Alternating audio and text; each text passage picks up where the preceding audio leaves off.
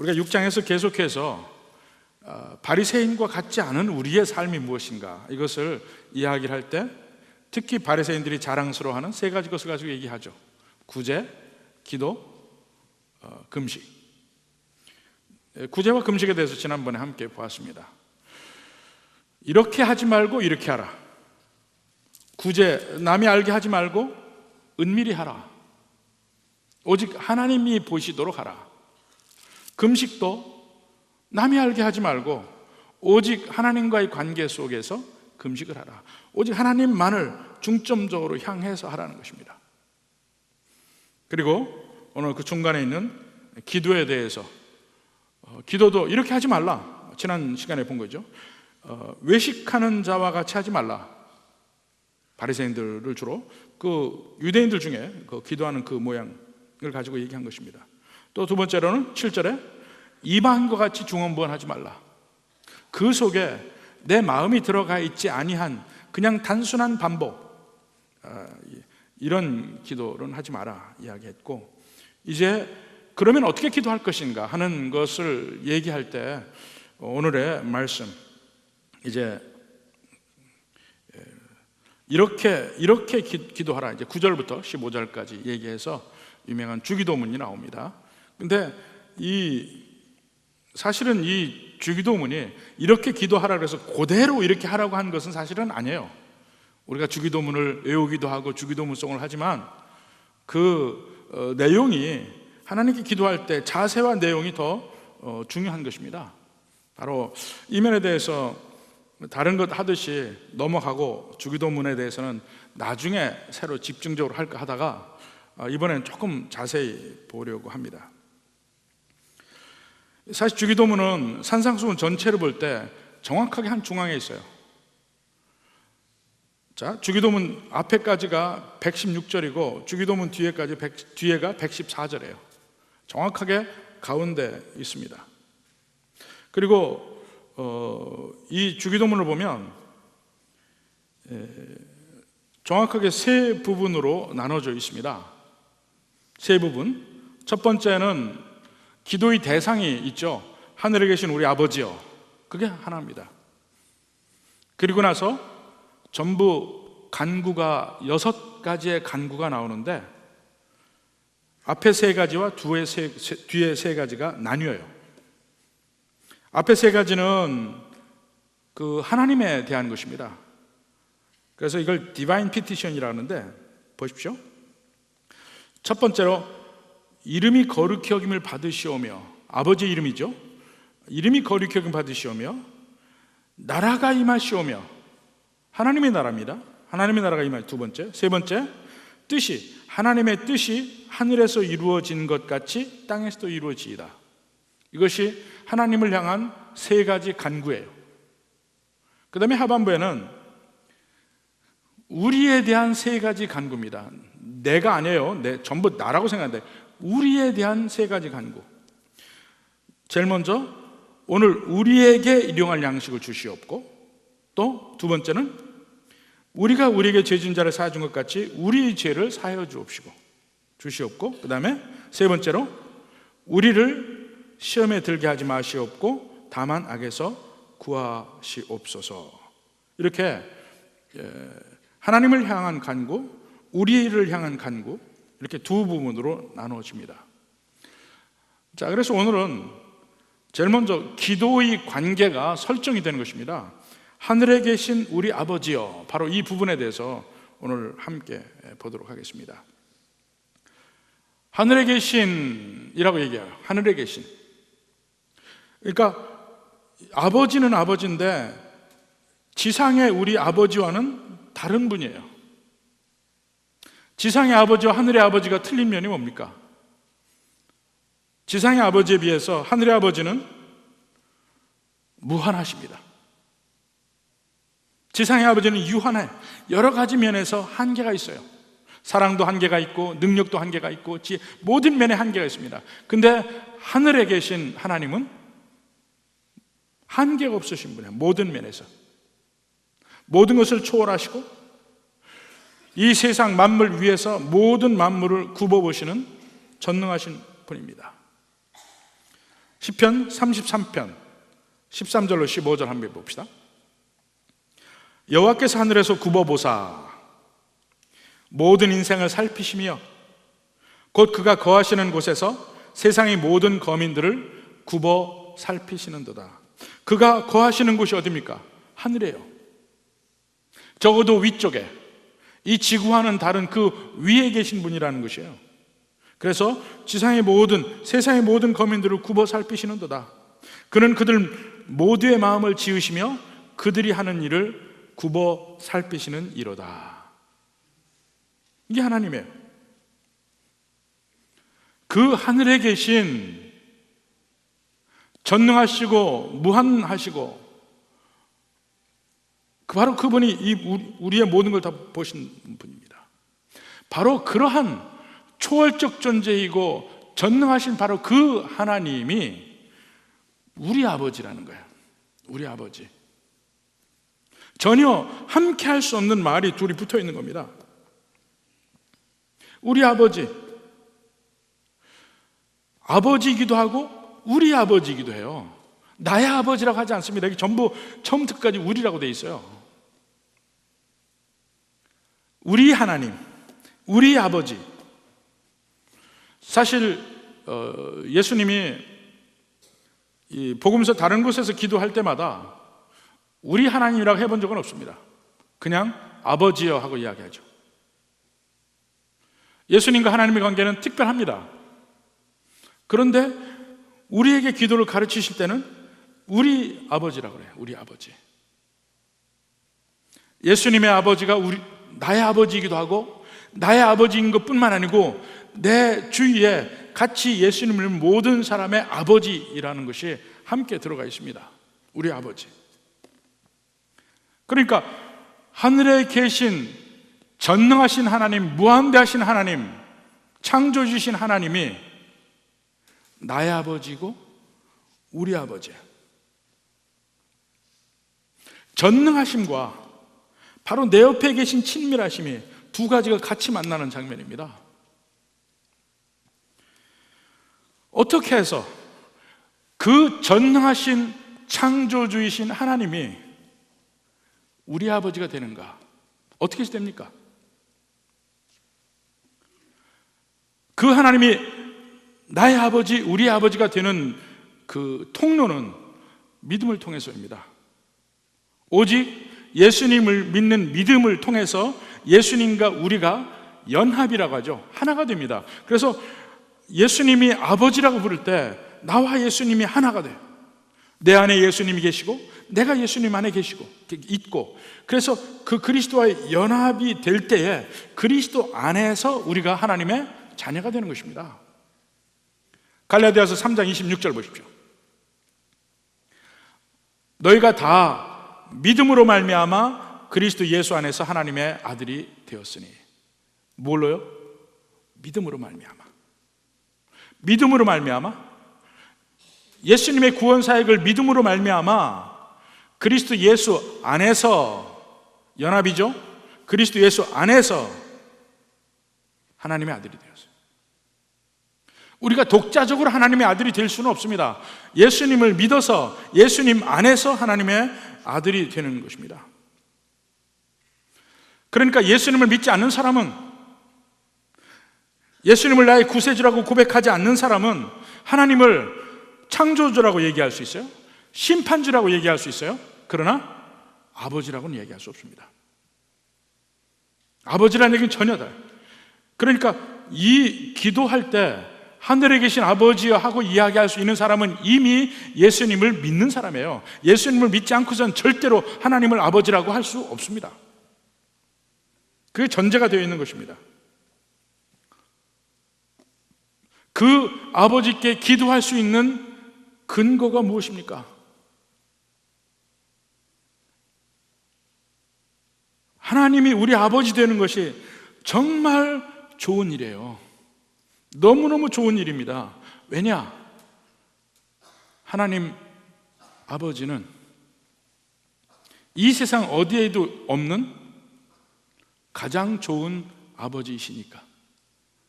가장 좋은 아버지시니까.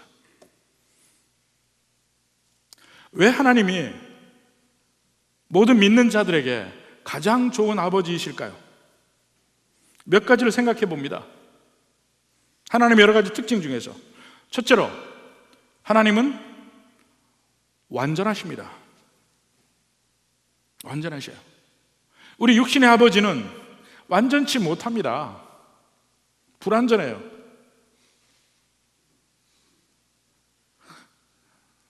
때로는 이기적입니다. 자식보다 나를 더 먼저 생각하는 아버지, 자식보다 내가 더 편안해야 되고,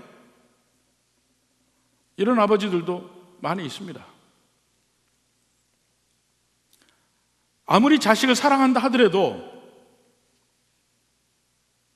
계속해서 끝까지 자식을 돌봐줄 수 있지도 못합니다. 그런 면에서 완전하지 못해요.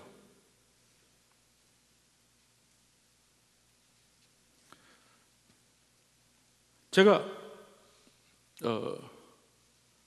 군대를 갔는데, 제일 먼저 훈련소에 갔어요. 훈련소에 갔는데, 훈련도 있지만 훈련소에서는 어찌하든지 그 훈련병들이 잡생각을 못하게 계속 뭔가 쫓기게 만들어요. 그게 상당히 괴롭습니다. 뭔가 쫓기게 만들어. 시간이 나면 사역을 해야 되죠. 또 내 안에서 시간이 나면 뭘 외우게 해. 이것저것 무슨 수칙 해서 외울 게 많아요. 그러니까 한시라도 딴 생각, 집 생각을 못하게 만들어요. 그러다가 이제 사역을 나갑니다. 교육이 끝나고 저녁 시간 전에 이렇게 사역을 나가는 때 있어요. 쭉 사역을 나갔다가 돌아오는데 잠깐 쉴 때가 있습니다. 잠깐 쉴 때가 있어요. 그럼 다 이제 그 땅에 앉아가지고 담배 피는 시간이 있어요. 저는 그때 예수님 안 믿었지만 담배는 이미 끊은 때입니다. 담배는 안 핀 때야. 그러니까 저는 담배를 안 피고 제 담배도 다른 사람 다 주고 이제 앉아 있어. 이렇게 보면 어둑어둑 하는데 달이 떠 있어요. 근데 그때 가만히 생각해 보면 우리 어머니 아버지도 저 달 보면서 집에서 편안히 계시겠지 하는 생각이 들어요. 나는 여기서 군대 말로 뺑뺑이 돌고 있는데 우리 부모님은 편하게 계시겠다. 처음으로 부모님과 내가 떨어져서 생각을 해본 경험입니다. 나를 사랑하셔도 내가 군대에 들어와 있을 때는 부모님의 사랑이 미치지 못하는 곳이야. 부모님의 사랑이. 그래도 저는 우리 부모님이 그래도 어머니도 살아 계시고 아버지도 오랫동안 80대가 되도록 살아가셨으니까 복을 받았죠. 그렇지만은 어느 부모님은 자녀가 어릴 때 이 세상을 떠나는 경우도 있습니다. 그분의 뜻은 아닐지라도 사랑할 능력이 없는 거예요. 그게 인간의 육신의 부모는 사랑할 능력이 없을 수도 있어요. 살아계셔도 내 옆에 어쩔 수 없이 내 옆에 없을 수가 있다니까요. 내가 부모님이 필요한 그 순간에도 안 계시는 경우도 있습니다. 근데 하늘에 계신 아버지는 그렇지 않다는 얘기입니다. 그게 완전하다는 의미 중에 있어요. 마태복음 5장 48절에 보면 그러므로 하늘에 계신 너희 아버지의 온전하심과 같이 너희도 온전하라. 여기서 온전하다는 말이 perfect하다는 얘기인데 이 perfect하다는 의미가 모든 면에 아버지로서 갖추어져 있다는 얘기예요. 그러니까 아버지로서 부족함이 하나도 없이 완전한 면이 있고, 그 다음에 그 온전하다는 의미가 선하다는 의미도 내포되어 있습니다. 하나님은 선하셔. 악한 부모도 있어요. 신문에 가끔 납니다. 부모가 자식 앵벌이 시키고 하는 일도 있지만, 악한 부모도 있지만은 하나님 아버지는 선한 아버지시고 그리고 완전하신 분이에요. 이게 그러니까 좋은 아버지 첫 번째. 두 번째, 그 하나님은 지혜로우셔요. 지혜가 있으신 분이에요. 자녀인 우리에게 무엇이 가장 좋은지를 아셔요. 언제 위로가 필요한지, 언제 회초리가 필요한지, 언제 우리가 고통 중에 있는 것을 있을 때 건져줘야 될지, 언제까지 고통 중에 있어도 내버려야 될지, 그 모든 것을 완벽하게 아시는 지혜로우신 분입니다. 우리를 향하신 선하신 뜻이 있지만 상급과 채찍을 함께 사용하시면서 가장 우리를 아름답게 만드시는 분. 우리 육신의 부모는 그렇지 못한 경우가 많습니다. 자녀 잘 되라고 한다고 하지만 많은 경우에 내가 못다한 꿈을 자식이 이루어지길 바라요. 많은 경우에 자식들이 나의 자랑의 일부분이 되길 바라요. 이 사람은요, 젊어서는 내가 다른 사람보다 더 잘나냐 못나냐 이 경쟁을 하지만 나이가 들면 다 그게 그거잖아요. 아무리 좋은 직업, 좋은 직장 있으면 뭐해? 나이 들면 다 은퇴하는데, 은퇴하고 나서는 뭡니까? 서로 자식 자랑으로 경쟁을 해요. 요즘엔 제게도 이제 손자가 생기니까 제 나이 또래 오히려 제가 늦었어요. 많은 사람들이 손자가 있어요. 서로 핸드폰 켜놓고 손자 갖다 놓고 자랑해. 누구 손자가 이쁘냐, 뭐 누구 손자가 어떠냐. 내가 할 일이 지나고 나서 나이가 들게 될 때 이제는 자식이 내 자랑이 되기를 바래요. 그는 자식이 자체가 잘 되냐 안 되냐 그 문제가 아닙니다. 내 자랑이 되어야 해, 자식이. 그렇게 안 되면 불행하게 느끼고 한단 말입니다. 근데 하나님 아버지는 그게 아니에요. 자식이 잘 되는 게 온전히 올인을 하셔요. 그리고 자식에게 가장 좋은 것이 무엇인지를 누구보다 잘 알고 있습니다. 로마서 8장 28절에 뭐라 합니까? 우리가 알거니와 하나님을 사랑하는 자 곧 그의 뜻대로 부르심을 입은 자들에게는 모든 것이 합력하여 선을 이루느니라. 모든 것이, 기쁜 일, 슬픈 일, 좋은 일, 괴로운 일, 이것이 다 우리 인생에 버무려져 있습니다. 그런데 이걸 보면 하나님은 그 자녀들에게 그 모든 것을 잘 버무려서 어떤 때는 괴로움을 주시고 어떤 때는 즐거움을 주시고 이렇게 해가면서 우리를 가장 선한 길로 인도하신다는 얘기입니다. 인간의 부모는 뜻은 있을지 몰라도 지혜가 없어서 그렇게 못할 가능성이 많습니다. 하나님 아버지는 그걸 하신다 얘기입니다. 세 번째로, 하나님은 누구보다도 나를 가장 사랑하시는 분이에요. 요한일서 4장 16절에 봅시다. 하나님이 우리를 사랑하시는 사랑을 우리가 알고 믿었노니 하나님은 사랑이시라. 하나님은 사랑이시라. 사랑 안에 거하는 자는 하나님 안에 거하고 하나님도 그의 안에 거하느니라. 육신의 부모의 사랑은 항상 사실은 부족합니다.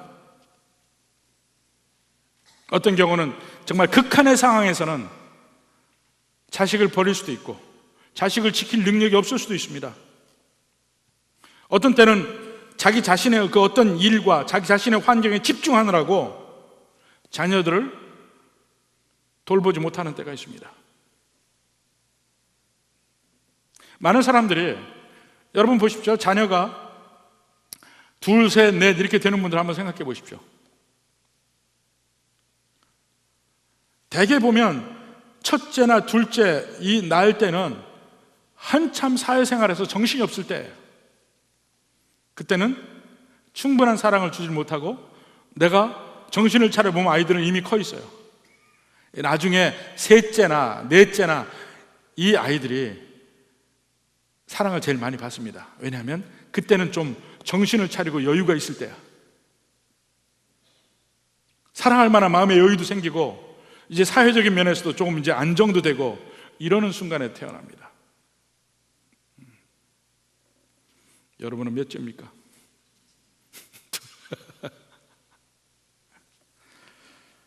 그러니까 역시 육신의 부모는 연약하다 이겁니다.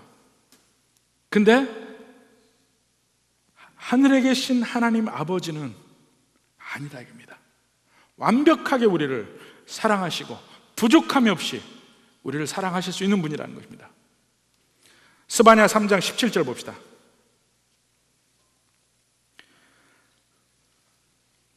(3장 17절) 내 하나님 여호와가 너희 가운데 계시니 그는 구원을 베푸실 전능자이시라.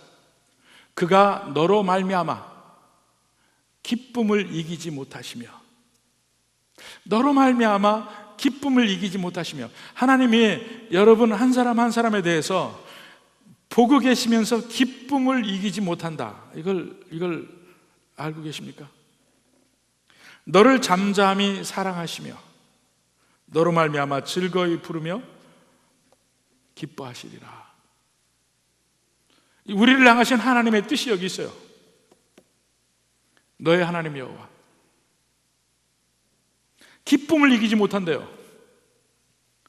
근데 정말 하나님이 나를 보시고 기쁨을 이기지 못할까? 나는 부족한데 이렇게 느끼지 모르지만 지금 우리를 보는 게 아닙니다. 하나님을 보는 거예요. 그렇게 기쁨을 이기지 못할 정도로 나를 사랑하시는 분, 그 하나님을 아버지라고 부르면서 가까이 가는 게 기도란 말입니다. 그리고 네 번째로 하나님은 부유하셔요. 우리의 모든 필요를 채울 수 있는 능력이 있는 분이십니다. 육신의 부모는 그렇지 못해요. 제가 한번 이 부분에 대해서, 제가 미국에서 목회할 때 제가 거기 신학교에서도 가르쳤었거든요. 근데 이 부분에 대해서 이제 설교하다가 말이 나왔어요. 그때는 이제 막 제가 목회를 시작했던 초년병인데 우리 아이들이 있잖아요. 그때 한참 닌텐도가 유행할 때야. 닌텐도. 그래서 설교하다가 그런 말을 했습니다. 닌텐도가 상당히 비쌌으니까 육신의 아버지는 능력이 부족하다 이 얘기를 하다가 나는 능력이 없어서 우리 자네들에게 닌텐도를 못 사준다 이런 얘기를 했어요. 그때 다음 주에 누가 닌텐도를 사왔어. 그래서 설교할 때 내가 없다 소리 하면 안 되겠구나 하는 생각도 했습니다. 육신의 부모는 그렇다고요. 자녀가 원하는 걸 다 줄 수 있는 능력이 없어요. 주고 싶어도.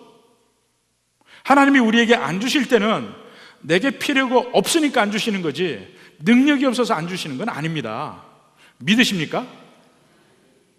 그걸 믿으시면 하나님 원망하지 말아야 될 거 아니에요. 하나님은요, 내가 원하는 것을 다 주시지는 않아요. 그러나 내가 필요한 건 다 주십니다. 필요한 건 다 주셔요. 내가 원한다고 다 주시진 않아요. 그렇지만 내게 필요한 건 다 주셔요. 내게 안 주시는 것은 내게 필요하지 않기 때문이에요. 믿으십니까? 대답이 조금 무겁지만. 그리고 마지막으로 하나님은 왜 좋은 아버지냐면 그 자녀의 잘못을 고치십니다. 좋은 아버지는 자녀의 잘못을 고칩니다. 육신의 부모는요, 많은 경우에 물론 자녀를 위해서 훈육을 하고 매를 대고 하지만 많은 경우에 내가 기분 나쁠 때 자녀를 혼내고 내가 기분이 좋으면 혼내야 될 때도 혼내지 않습니다. 내 기분에 좌우될 때가 너무 많아. 그렇지만 하나님은 우리에게 칭찬하실 때, 우리를 혼내실 때 언제나 그 모든 그 훈육의 중심이 우리에게 있습니다. 어느 것이 내게 가장 최선일까, 가장 좋은 것일까를 생각해서 하십니다. 히브리서 12장 7절에 보면 너희가 참음은 징계를 받기 위함이라. 하나님이 아들과 같이 너희를 대우하시나니 어찌 아버지가 징계하지 않은 아들이 있으리요. 아들로 대우를 한다면 아들은 반드시 하나님이 징계하신다. 훈련시킨단 말입니다. 바로 이러한 면에서 성경에서 끊임없이 하나님은 우리의 아버지라는 면이 나오면서 그 아버지로서 어떻게 하시는지를 쭉 얘기하고 있어요. 바로 그 아버지께 우리가 기도를 하는 것입니다. 아버지께. 이렇게 좋은 아버지, 이 세상에서는 전혀 볼 수 없는 그 아버지께 우리가 기도를 합니다. 근데 한 가지 물어봅시다. 하나님이 우리 아버지인지 어떻게 알아요? 여러분 어떻게 압니까? 물론 믿음으로 예수님을 나의 구세주로 고백을 했다고 하는데 이게 그냥 입술만 했는지 진짜인지를 어떻게 아냐고요.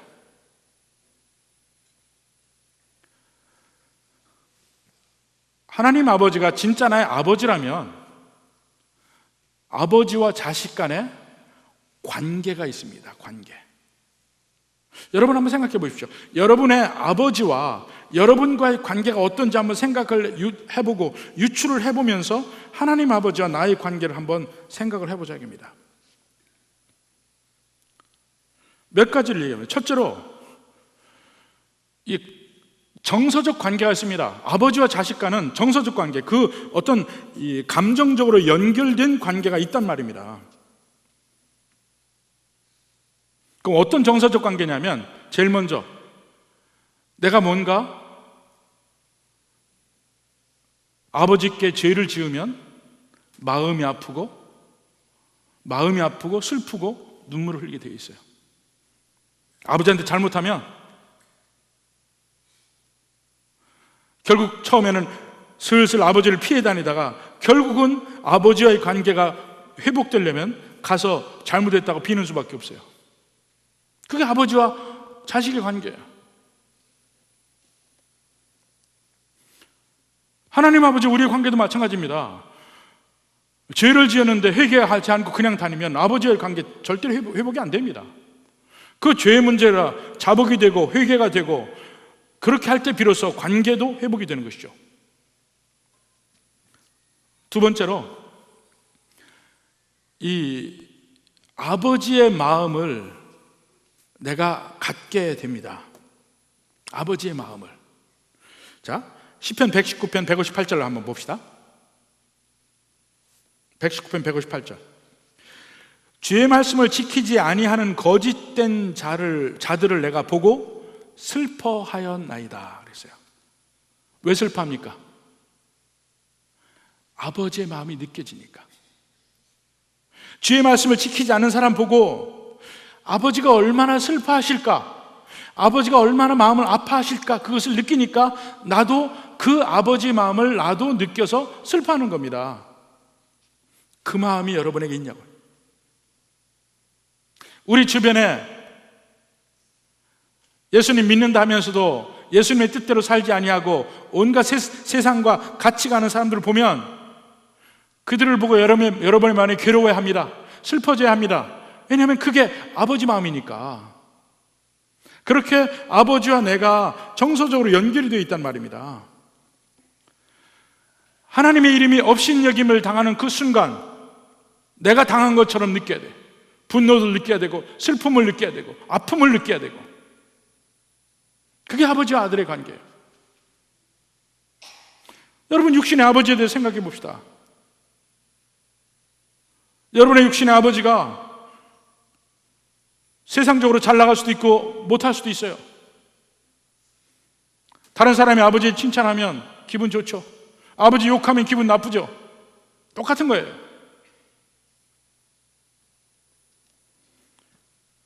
여러분이 정말 하늘에 계신 하나님이 내 아버지인가, 여러분의 삶을 보면 알 수가 있단 말입니다. 정서적으로 아버지와 나는 하나니까.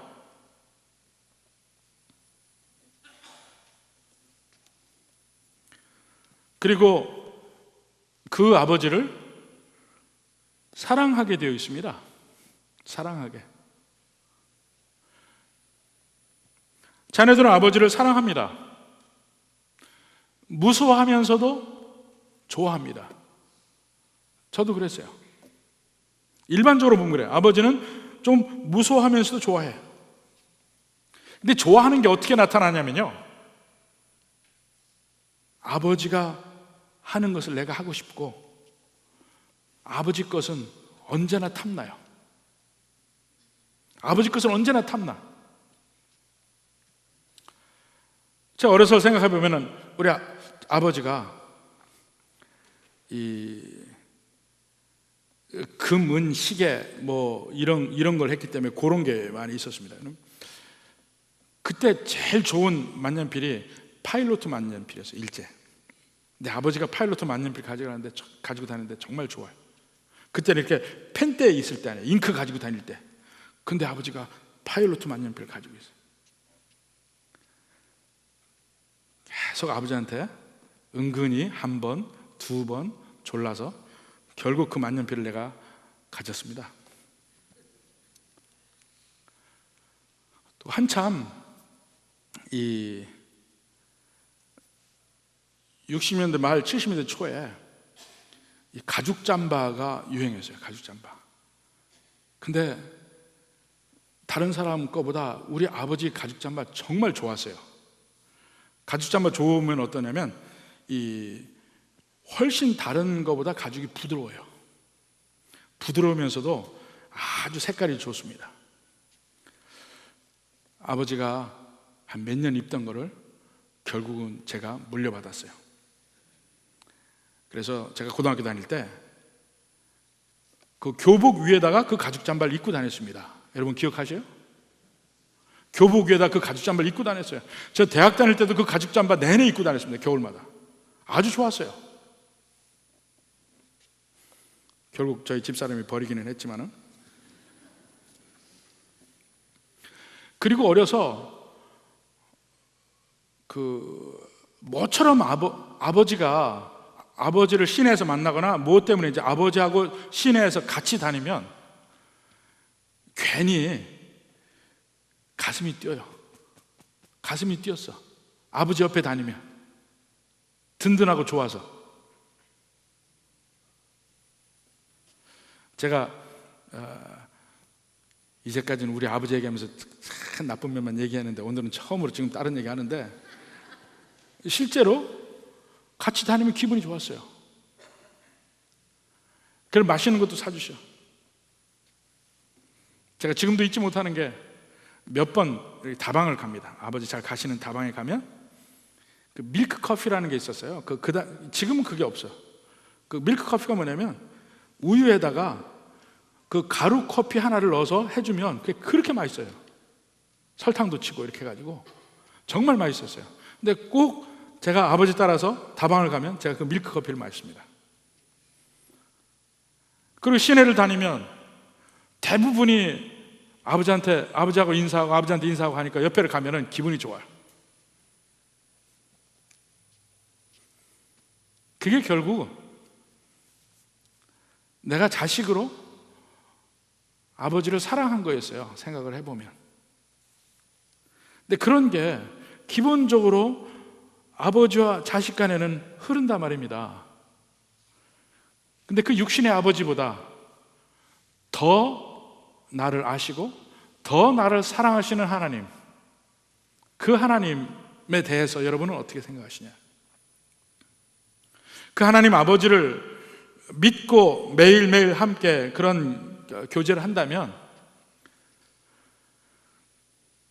끊임없이 아버지에 대해서 생각을 하게 되고, 그리고 아버지 안에 있는 모든 것은 좋아. 아버지와 함께 있으면 좋고, 하나님 아버지께 여러분이 그걸 느끼냐 이거예요. 하나님이 여러분의 아버지면 시간이 흐를수록 그것을 느끼게 되어 있습니다.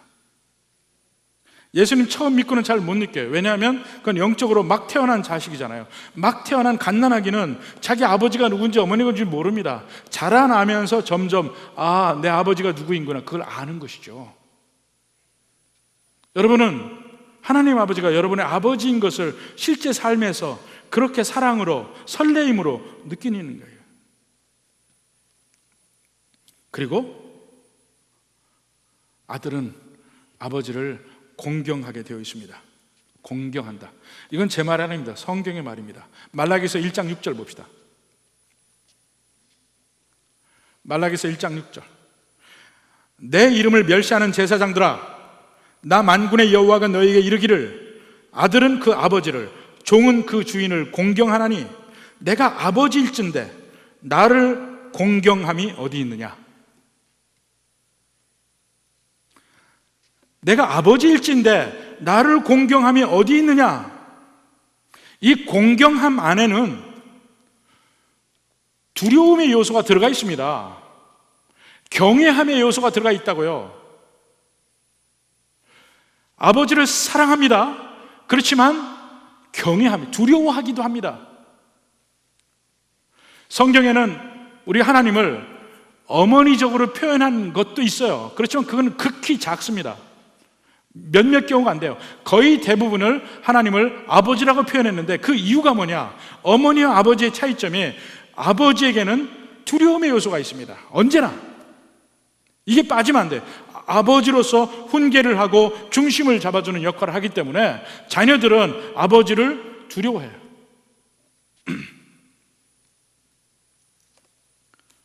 이면이 있습니다.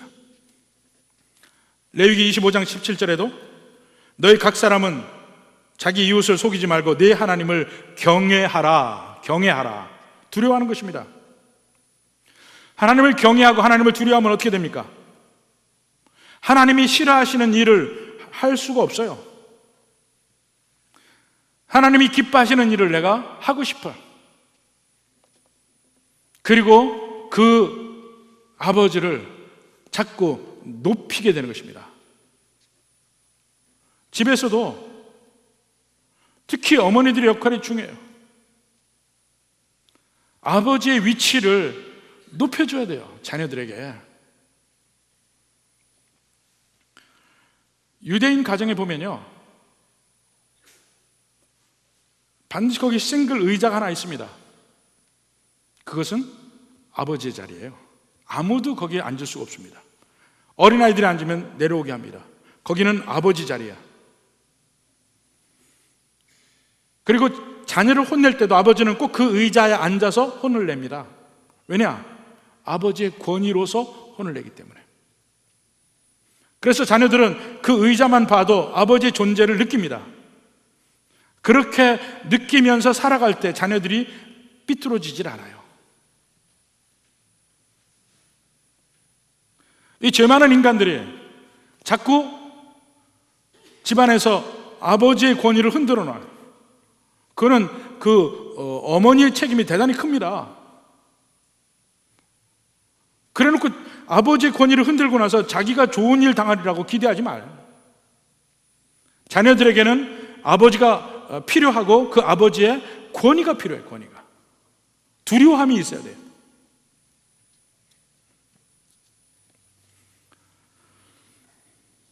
그리고 그 하나님, 그 아버지의 아버지를 존중하는 면이 여러 가지로 나타납니다. 그래서 하나님 아버지를 존중하는 면이 하나님께 감사하고 찬양하는 거예요. 시편 50편 23절에 보면 감사로 제사를 드리는 자가 나를 영화롭게 하나니. 하나님께 감사하는 그 사람이 하나님을 영화롭게 한다. 그런 면입니다. 그러니까 정말 여러분에게 하나님이 아버지라면 이런 정서적 관계가 있다 이겁니다. 잘못하면 눈물 나고 미안하고 하나님의 마음, 하나님과 내가 동일시되는 마음, 사랑하고 공경하고 이런 정서적인 게 마음에 있게 됩니다. 그 다음에 두 번째로는 아버지를 닮아가요. 아버지와 자녀의 관계는 아버지를 닮아가. 저희 아버지는 걸음걸이가 대단히 빨랐습니다. 그래서 어려서 아버지를 쫓아가려면 거의 반은 뛰어가야 돼. 근데 저도 걸음이 빠릅니다. 저도 걸음이 빨라요. 저희 아버지가 당구를 아주 잘 치셨습니다. 당구를 대표로 나가서 일본 선수하고도 경기도 하고 할 정도였어요. 그 아버지가 제게 당구를 가르쳐 줬습니다. 제가 처음에 대학을 떨어져서 어깨가 처져 있을 때 아버지가 저를 오라고 하더니 당구를 가르쳐 주더라고. 공을 잘 먼저 놓고 이 공에 우물정자를 쓰면 9군데 치는 데가 있다. 거기서부터 배웠어요. 9군데 치는 데가 있다.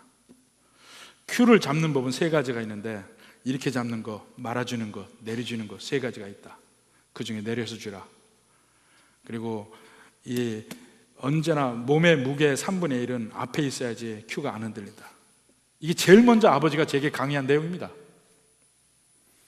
그 뒤로 제가 친구들하고 같이 당구를 쳐도 저 혼자만 쭉쭉쭉쭉 느는 거예요. 저도 상당히 잘 칩니다. 아버지가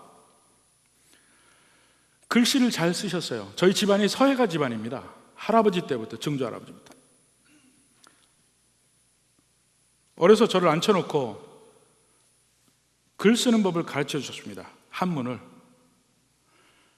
획을 하나하나 할 때 공간이 위아래 공간이 똑같아야 되는 거, 앞뒤 균형이 맞아야 되는 거, 계속 그걸 연습을 시켰습니다.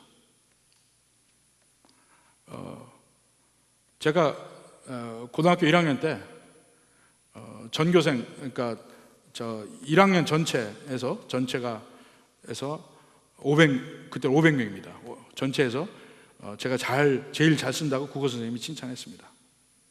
지금은 이제 컴퓨터가 돼서 악필이 돼가지고 완전히 뒤집어졌지만 그때는 그랬어요. 근데 그게 아버지에게 배운 거라니까. 아버지를 이렇게 닮아가게 되어 있어요. 이상하게 아버지를 닮습니다. 아버지가 교육하는 것도 있지만 아버지가 잘하는 거는 나도 잘하게 되어 있고 아버지가 좋아하는 거는 나도 좋아하게 되어 있다니까.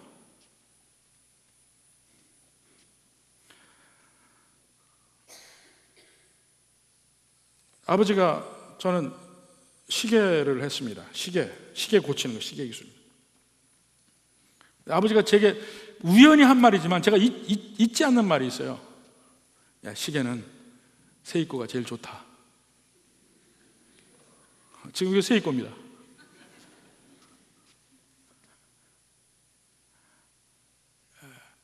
이상하게 아버지가 하는 말은 마음에 와서 다 꽂혀 있어요. 꽂혀 있어. 그게 내 인생이 되고 아버지와 닮은 면이 가요. 육신의 아버지도 그런데 훨씬 더 좋은 하늘의 아버지하고 관계는 여러분 어떻습니까? 닮아가게 되어 있어요. 닮아가게. 사사기 8장 18절 봅시다. 사사기 8장 18절. 이에 그가 세바와 살문나에게 말하되 너희가 다볼에서 죽인 자들은 어떠한 사람들이더냐 하니, 자, 기드온이 지금 세바와 살문나를 붙잡고 이제 그들을 죽이기 전에 하는 말입니다.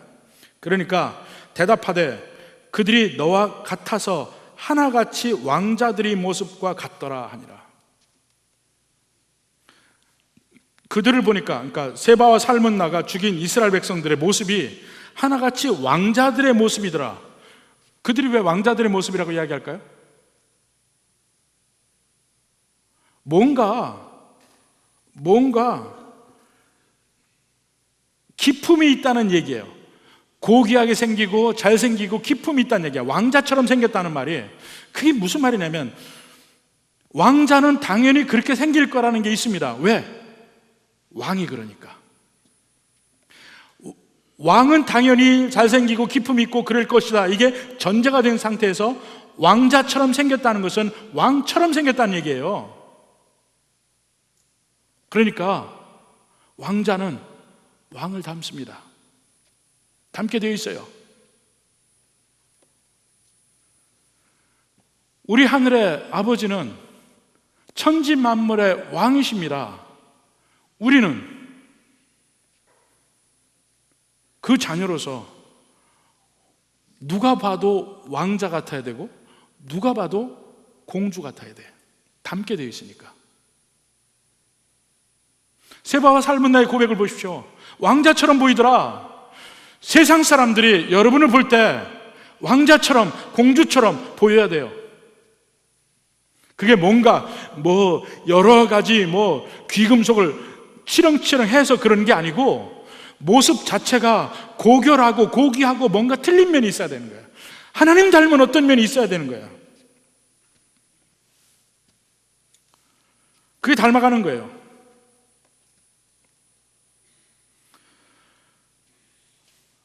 우리는 하늘에 계신 아버지가 우리 아버지입니다. 그러므로 우리는 하늘을 생각하게 되어 있어요. 골로새서 3장 2절에 보면 위의 것을 생각하고 땅의 것을 생각지 말라. 왜요? 위에 하늘에 아버지가 계시니까. 10절에도 그런 말 나옵니다. 골로새 3장 10절에 새 사람을 입었으니 이는 자기를 창조하신 이의 형상을 따라 아버지의 형상을 따라 지식에까지 새롭게 하심을 입은 자라. 새롭게 돼. 하나님 아버지가 내 아버지다.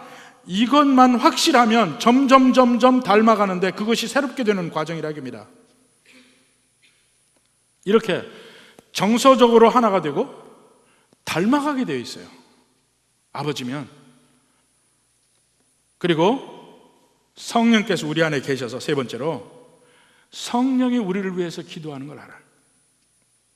성령이 나를 통해서 아빠 아버지라고 부를 수 있게 만들어요. 갈라디아서 4장 6절에 너희가 아들임으로 하나님이 그 아들의 영을 우리 마음 가운데 보내사, 이 앞에 아들과 뒤에 아들은 다른 아들입니다. 너희가 아들임으로, 하나님의 자녀입니다. 하나님이 그 아들의 영을, 이 아들은 맏아들 그리스도의 영이에요. 그리스도의 영을 우리 마음 가운데 보내사 아빠 아버지라 부르시게 했습니다. 우리가 하나님을 아빠 아버지, 정말 친밀하게 부르는 게 아빠예요. 어린이가 아빠를 찾는 것입니다. 성령께서 우리를 그렇게 한다는 거예요. 물론 그렇게 부른다고 해서 다는 안 해요. 근데 하나님을 진짜 내 아버지라고 모신, 믿음으로 해서 모신 사람들은 아빠 아버지라고 부르게 돼 있어요. 바리새인 같은 사람도 있지만 그런 사람 제외하고 그렇단 말입니다. 여러분에게 하나님이 어떤 분입니까? 오늘은 아버지이신 하나님. 이 주기도문에 이 기도를 하려면 제일 먼저 하나님과 나의 관계가 정립이 돼야 돼요. 하늘에 계신 우리 아버지여, 이 말이 진실되게 제대로 나올 수 있는 아버지와 자녀의 관계여야만 합니다. 제가 지금 얘기한 그것을 여러분이 한번 느껴보십시오. 그 아버지와 자식이 분명히 그 관계가 된다면 여러분이 어느덧 멀리 떠나 있을 때도, 하나님을 저버렸을 때도, 죄를 지었을 때도 다시 돌아올 수 있습니다. 누가복음 15장에 탕자의 비유가 나오죠. 죄를 짓고 가장 하나님을 멀리 떠나 있을 때 그가 다시 한번 생각해 봅니다. 하나님이 누구신가? 자기 아버지에 대해 생각하죠. 아버지께 돌아갈 생각을 합니다. 아버지와 자식 간의 관계가 어떻게 끊어집니까? 회개하시고 돌아올 수 있어야 돼. 언제든지 주님 을 가까이 갈 수 있어야 합니다. 바로 이러한 놀라운 은혜가 참으로 예수님의 은혜 안에 있는 사람들이 다 그렇다고 합니다. 바로 이 은혜가 넘쳐서 언제나 기도할 때마다 아버지, 그 기도 속에 아버지가 진실된 아버지를 고백하며 하나님 아버지를 만날 수 있는 여러분이 되기를 주님의 이름으로 축원합니다.